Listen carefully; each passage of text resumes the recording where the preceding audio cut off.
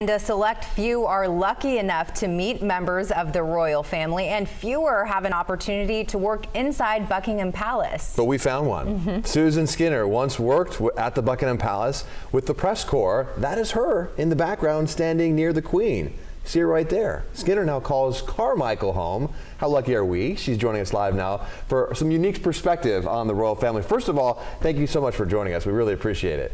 Thank you. It's my pleasure. It's good to have you. What an amazing sight today. 70 years on the throne, the big jubilee. What's your perspective on watching that today? Well, it's very moving for me. I'm an American citizen, but I was brought up as a Commonwealth citizen and very proud of our Queen. She's been part of my life for my entire life. Imagine that.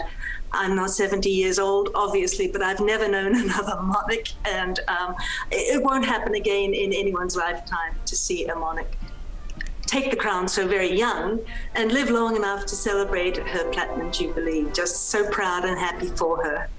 And you, of all people, know exactly what the pageantry and the tradition, the pomp and circumstance of the royal family is all about. Tell us about the work that goes into events like we saw today.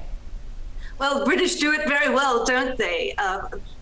And I was just charmed to see Prince William, the Duke of Cambridge, there in his bearskin hat, looking very romantic, riding his steed. And of course, Prince Charles and Princess Anne also in that horsebound parade. A lot goes into it, obviously, years of planning, and I'm just so very grateful that the Queen was there to see it, because she has been unwell, as we know. Yes, and she made it, and we saw her on the balcony, the wave, the famous wave. I want to know, Susan, yes, you've got it down. What's it like to work at Buckingham Palace? Well, I didn't work at Buckingham Palace very much. I was mainly on the road and covering events that the royal family did. I would venture into the palace from time to time to talk to the Queen's press secretary and do little interviews and stories, and it's rather grand to be led around by a liveried footman who would carry my handbag for me. Oh, wow. I think he rather enjoyed it. You got the VIP treatment. Well, I want to ask you this. Have you met the Queen, and what is she like? The Queen is lovely. Yes, I've met her on several occasions, curtsied to her on her royal yacht and elsewhere on tours. She's quiet. She's a little bit remote, but she's extremely polite, friendly. She tries to say the right thing. She's very amusing when she wants to be. She's lovely. She really is a lovely person. I think that's everything you would expect from the Queen, right? Yeah, well, absolutely. Tell us a little bit about how the royal family has evolved during the Queen's reign. A lot has changed.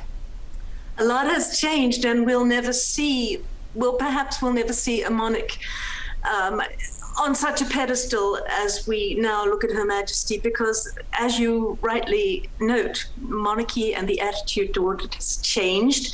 We see Kate and William with a whole new attitude in themselves. They don't require to be bowed to. They don't even be required to have their titles used. They're quite happy to be called William and Catherine.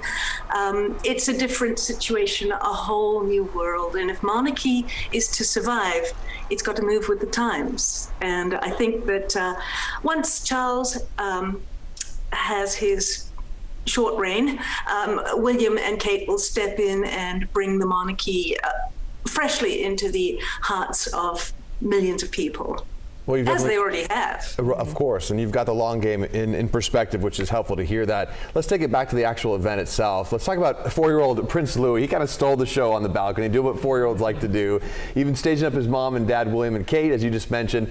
What did you think of his moment in the spotlight? I mean, it was pretty fun to watch, right? Yes, it's interesting because little Louis is the youngest of William and Kate's children. He's been pretty much out of the spotlight until now. And to see him as this robust little character with all his mannerisms, his excited waves, his covering his ears and grimacing, well, just like any other kid you've ever known, I expect. And this is one of these things that makes these pageants so memorable, is that the human quality is there. The Queen obviously as happy as can be, and Charles close to tears, and the children just being kids. It's a wonderful reminder that these are real human beings with families just like us. They're royal, but they're real human beings, Yeah. and they have kids that do real kid things, and we saw that on display. Susan Skinner, thank you so much for taking the time. I'm assuming you follow the royals very closely. I do, and I'm going to drink a glass of champagne at the weekend in celebration of Her Majesty's long reign. Very, very happy for her. Cheers. I wish we were Cheers. at your house right now. That sounds like a lot of fun. Yeah. All right. Thank you.